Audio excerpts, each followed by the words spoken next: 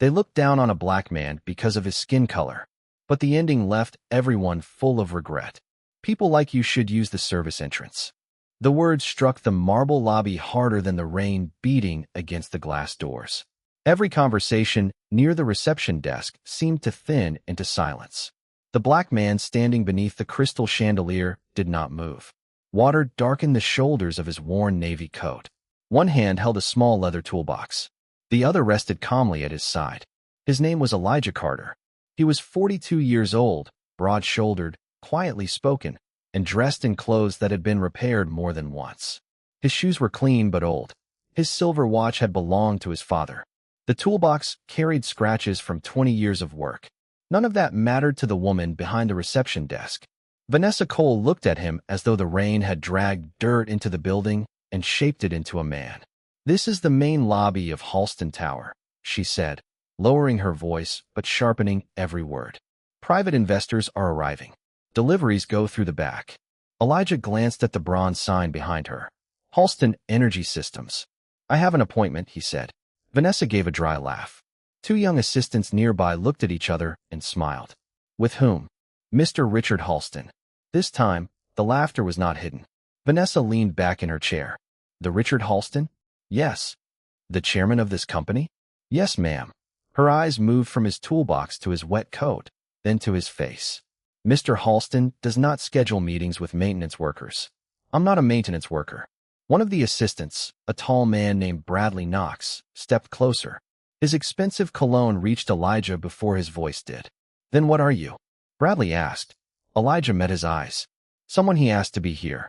Bradley smiled as if Elijah had told a joke meant for children.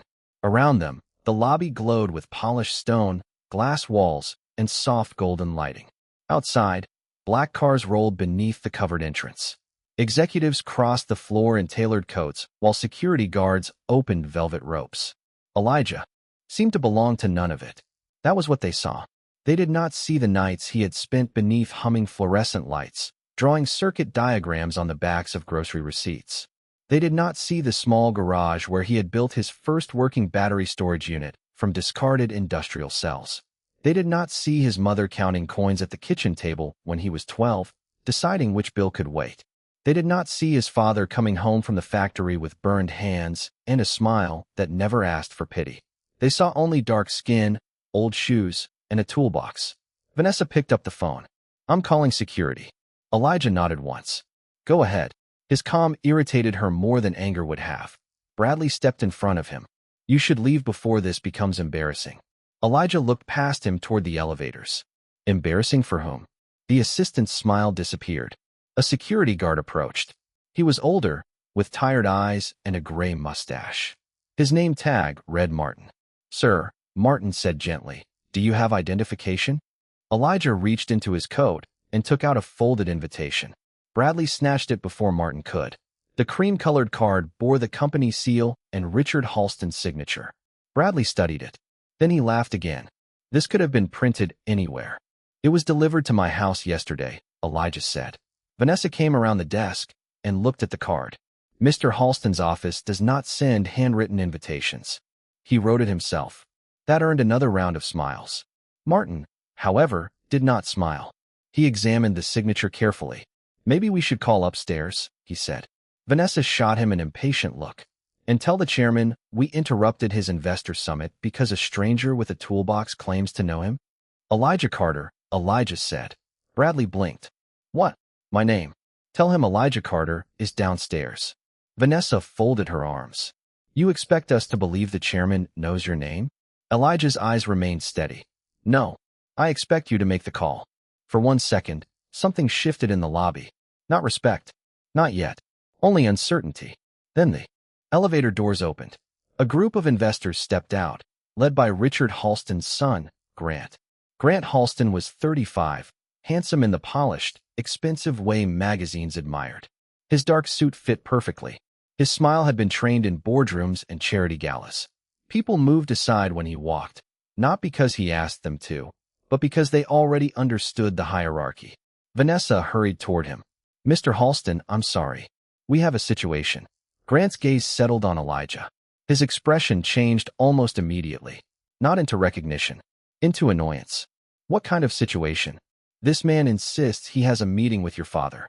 Grant looked at the invitation in Bradley's hand. Then he looked at Elijah's toolbox. My father is preparing for the most important presentation of his career. So I heard, Elijah replied. Grant's jaw tightened at the calm familiarity in his voice. And who exactly are you? Elijah Carter. The name meant nothing to Grant. That was the beginning of everything. Grant took the invitation, glanced at it, and tore it in half. The sound was small, paper separating beneath expensive fingers. But Elijah felt it as sharply as if something inside him had been ripped open. Grant dropped the pieces onto the marble floor. My father has spent 30 years building this company, he said. Men like you show up whenever there's money in the room. Inventors, contractors, dreamers. Everyone claims they have the one idea that will change the world. Elijah looked down at the torn invitation, then back at Grant. Your father asked me to come because your primary storage system is failing. Bradley laughed. Grant did not. His eyes narrowed. That information is confidential. It was confidential 15 years ago, too. The lobby became quieter. Grant stepped closer. What did you say? Elijah's voice stayed low. The architecture you're presenting today is based on a design that cannot safely distribute thermal load under rapid charging. It will work in a demonstration. It may even work for a few months. Then the cells will begin degrading unevenly. Grant stared at him. You have no idea what you're talking about. Elijah lifted the toolbox slightly. I built the first version. For the first time, no one laughed. Rainwater slid from the edge of Elijah's coat and tapped against the marble. Vanessa's mouth remained slightly open. Bradley looked toward Grant, waiting for permission to dismiss what they had heard. Grant's face hardened. You're coming with me. He did not say it as an invitation. 2 security guards escorted Elijah into the elevator. Vanessa watched the doors close around him. She told herself the man would be removed through the underground garage. Still, something about his final glance unsettled her. There had been no fear in it, only disappointment. Upstairs, the executive floor smelled of cedar, coffee, and new carpet. Elijah was led through glass corridors toward a boardroom overlooking the city. Inside, engineers moved around a full-scale energy module mounted on a steel platform. Screens displayed graphs, simulations, and projections. At the far end of the room stood Richard Halston. He was 68, tall despite the slight bend in his back, with silver hair and a face worn by years of decision-making. He turned when the doors opened. The moment he saw Elijah, the color left his face. Elijah. The name came out like a confession. Everyone in the room stopped. Grant looked from his father to the man in the old coat. You know him? Richard crossed the room quickly. He ignored the investors, ignored the security guards, ignored the toolbox. He held out his hand. Elijah did not take it. Richard's hand remained suspended between them. I sent a car, Richard said. It never came. I sent an invitation. Elijah looked at Grant. It arrived. Richard followed his gaze. Something passed between father and son. What happened? Richard asked. Grant adjusted his cuff. There was confusion downstairs. Elijah bent and placed the torn pieces of the invitation on the polished conference table. No one spoke. Richard stared at them, then at his son. You tore this. Grant's expression tightened. He arrived looking like a contractor. Richard slowly turned toward the room. The investors could see the anger building beneath his stillness. He arrived looking like the man who saved this company before most of you had offices. Grant's face changed. Bradley, who had followed them upstairs, took one small step backward. Richard looked at Elijah again. I'm sorry. Elijah finally removed his wet coat. Beneath it, he wore a plain gray shirt with the sleeves rolled to his forearms. Faint scars crossed his hands. You asked me here because you needed the truth, Elijah said. Do you still want it? Richard nodded. Elijah walked toward the energy module. The company's lead engineer, Dr. Samuel Weiss, watched him with visible skepticism. This prototype has passed every controlled test, Weiss said. Elijah placed his toolbox on the floor and opened it. Inside were ordinary tools arranged with extraordinary care. A voltmeter, insulated gloves, copper clips, a small thermal camera, a worn black notebook. Elijah picked up the notebook.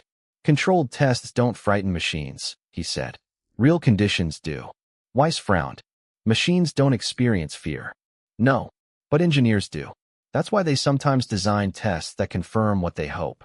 Several investors shifted in their seats. Grant crossed his arms. This is absurd. Richard raised one hand. Let him speak. Elijah connected the thermal camera to the module and asked for the system to be charged at peak commercial capacity. Weiss shook his head. That is outside today's demonstration parameters. Exactly. The engineer hesitated. Richard nodded. Do it. The system powered up. A low vibration spread through the floor. Blue lights moved across the side panels. On the main screen, the charge rate climbed. 30%, 45, 60. The temperature readings remained stable. Grant gave Elijah a cold smile. You see? Elijah said nothing. 72%, 80. Then Elijah pointed to the lower right section of the thermal image. A pale yellow spot had appeared. Within seconds, it deepened to orange. Weiss stepped closer. That sensor may be misaligned. Elijah increased the image resolution. A second orange point appeared. Then a third. The room fell silent. The cells are competing for discharge priority, Elijah said. Your software is balancing voltage, not chemical stress. Weiss stared at the screen.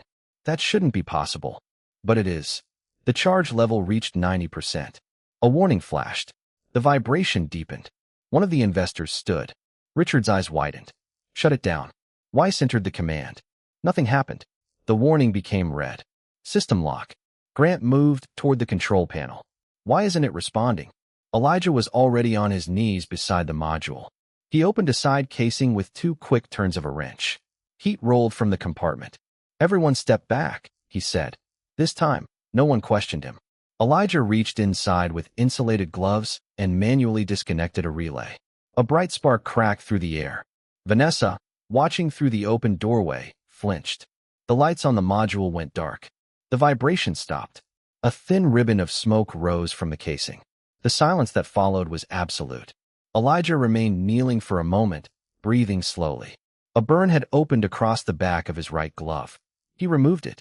His skin beneath was red but unbroken. Richard looked at the dead prototype, then at the investors. If he had not been here, Weiss said quietly, the thermal chain could have reached ignition. How long? Richard asked. The engineer swallowed. Less than a minute. Every face in the room turned toward Elijah. The same man they had tried to send through the service entrance. The same man whose invitation had been torn apart. He rose slowly. Grant looked pale. How did you know? He asked. Elijah closed the metal casing. Because I made the same mistake 21 years ago. Richard lowered his head. The hidden truth had finally entered the room. 2 decades earlier, Richard Halston and Elijah Carter had worked together in a failing warehouse outside Detroit. Richard had been a young businessman with loans he could barely pay. Elijah had been an electrical engineer who repaired factory equipment during the day and built energy systems at night. They had met after a winter blackout shut down the warehouse. Elijah designed a temporary storage network from salvaged batteries, old controllers, and hand-wound circuits. The system kept the building operational for 3 days. Richard saw the future in it. Together, they formed a small company.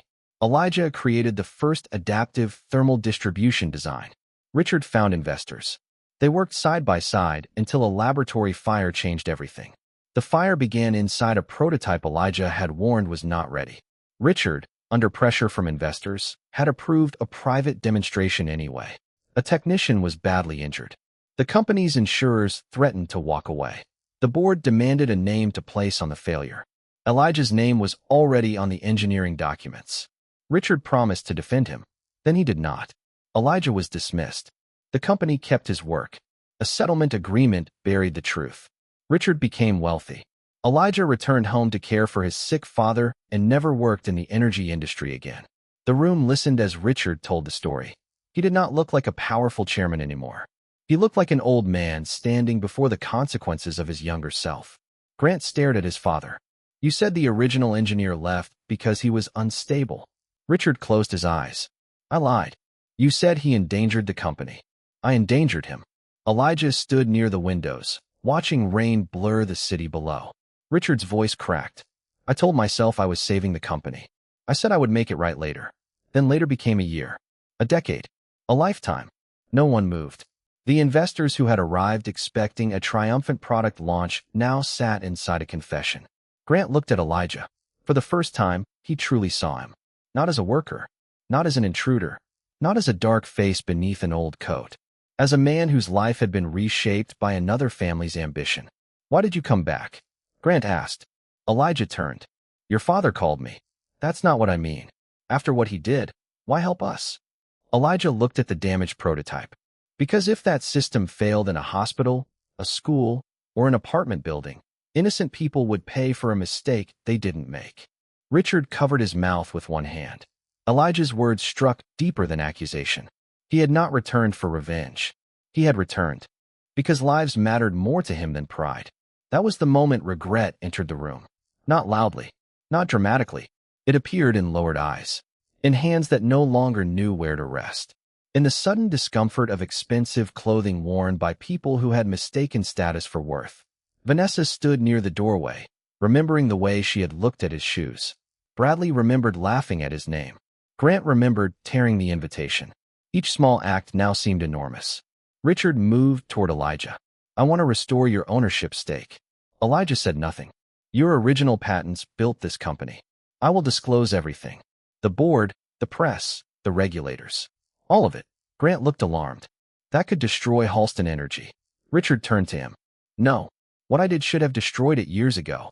The investors began speaking among themselves. Richard raised his voice. "I will resign as chairman." The room froze. Grant stepped forward. "Dad." Richard looked older than he had that morning. A company that survives by hiding injustice has not survived. It has only delayed judgment. Elijah watched him carefully. There was no satisfaction on his face, only sadness. Richard continued. "Elijah will receive full credit for the foundational architecture, restitution, and the controlling advisory position, if he accepts." Grant's jaw tightened. "You would hand him control?" Richard looked at his son. "I should have handed him respect." The sentence silenced him. Elijah closed his toolbox. "I don't want your chair." Richard's shoulders sank. "I understand. I don't want your house, your cars, or your apology written by lawyers." Richard nodded slowly. "What do you want?" Elijah looked around the room. "I want every young engineer in this company to know who designed the technology they work on." Richard listened. "I want the injured technician's family compensated publicly." "Yes." "I want the testing division separated from investor pressure." "Yes." "I want scholarships for students who have the talent, but not the money to enter this field." Richard's eyes filled. "Yes. And I want the people downstairs to understand that no entrance becomes a service entrance just because a black man is standing near it." Vanessa lowered her head. The words carried through the open doors. No one needed to ask who they were meant for. Richard turned toward her. "Ms. Cole." She stepped into the room. Her face had lost all color. "Sir, what happened in the lobby?" Vanessa looked at Elijah. For a moment, habit almost made her defend herself. Then she saw his burned glove on the table. She saw the damaged machine behind him. She saw the torn invitation. Her voice became small. "I judged him by how he looked." Elijah said nothing. "I assumed he didn't belong here." "Why?" Richard asked. The question was simple. The answer was not. Vanessa's eyes filled with tears. She could have blamed policy, pressure, confusion, security. Instead, she looked at Elijah and spoke the truth. Because he was black. No one moved. The rain tapped against the glass. "I'm sorry," she whispered. Elijah's expression did not change. She took a breath that trembled. "I don't expect forgiveness." "That's good," Elijah said quietly. "Because apologies are not keys. They don't unlock people on command." Vanessa nodded, tears slipping down her cheeks. "But they can be doors," he continued, "if you walk through them differently." She looked up. His voice held no cruelty. That made her shame deeper. Grant stepped forward next. The confidence that had shaped every movement was gone. He picked up the two pieces of the invitation. "I thought power meant knowing who mattered before they spoke," he said. Elijah watched him. Grant placed the torn pieces together on the table. "I was wrong." "Yes," Elijah said. The bluntness landed cleanly. Grant swallowed. "I'm sorry."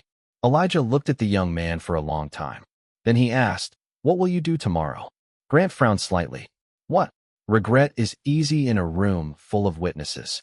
"What will you do tomorrow, when no one is watching?" Grant had no answer. That was the answer Elijah expected. The investor summit was canceled. By evening, Richard Halston had ordered an independent investigation into the company's origins, intellectual property records, and the laboratory fire. Within 48 hours, the story reached the press. Richard did not hide behind carefully prepared language.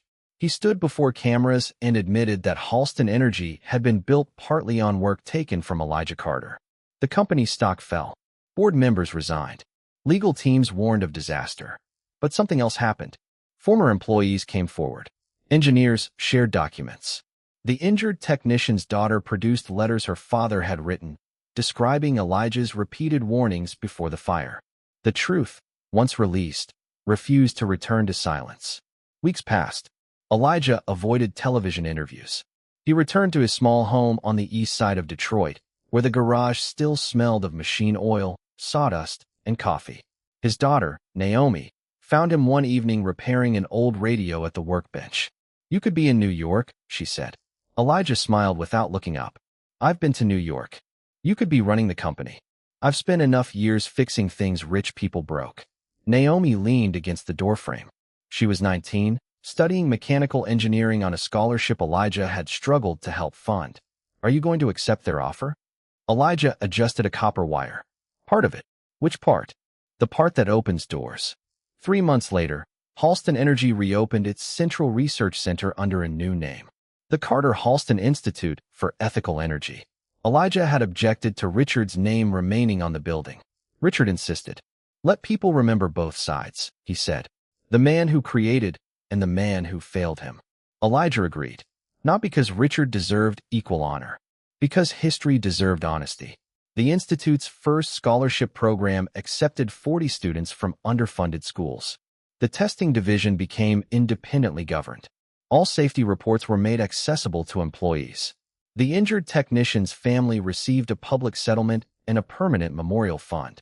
Richard resigned as chairman and remained only as an unpaid ethics advisor. Grant was not given his father's position. Instead, at Elijah's request, he spent a year rotating through factory floors, maintenance teams, shipping docks, and community energy projects.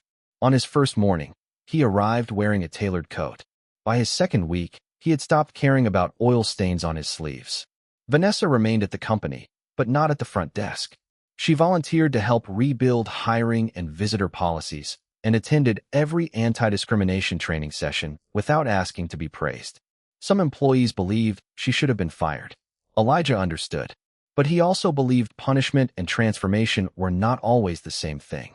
One cold morning, nearly a year after the day in the lobby, Elijah returned to Halston Tower for the Institute's first student exhibition.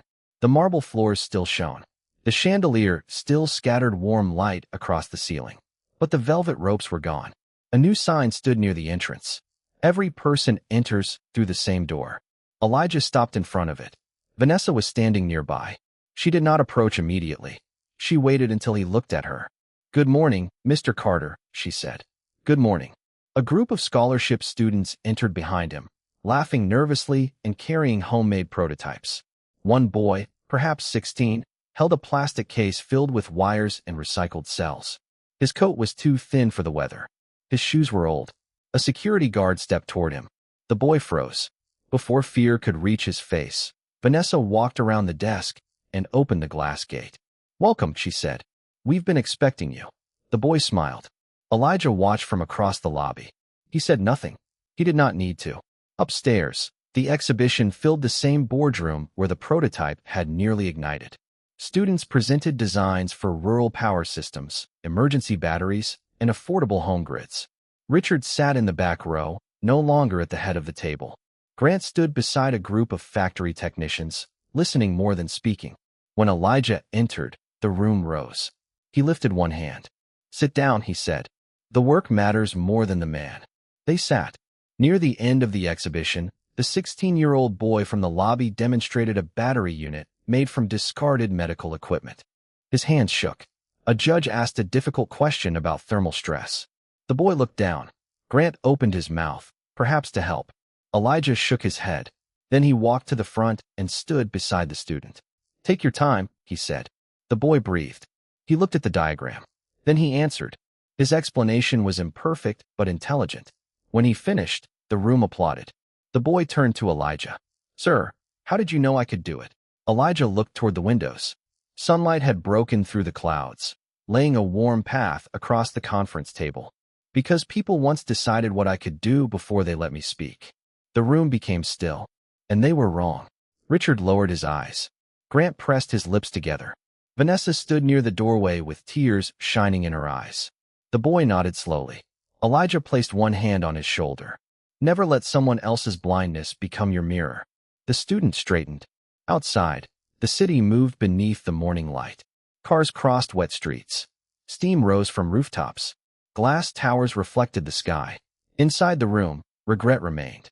But it no longer sat uselessly inside the people who had caused harm. It had become policy, scholarships, truth, changed behavior, open doors. Richard approached Elijah after the students left. For several seconds, the two men stood beside the repaired energy module. I used to think forgiveness meant you telling me I was no longer guilty, Richard said. Elijah ran his fingers over the metal casing. And now I think it means being allowed to spend the rest of my life answering for it. Elijah looked at him. That's closer. Richard gave a small, broken smile. Will you ever forgive me? Elijah watched sunlight move across the floor. I already chose not to hate you. Richard's eyes filled. That is more than I deserve. Yes, Elijah said. It is. They stood together in silence. Not as equals in memory. Not as friends restored by a simple apology, but as two men facing the same truth from opposite sides. One had carried the wound. The other had finally learned to carry the weight of causing it. Downstairs, the front doors opened again. Students entered beneath the new sign. No one asked which entrance they should use. No one looked at their clothes before asking their names.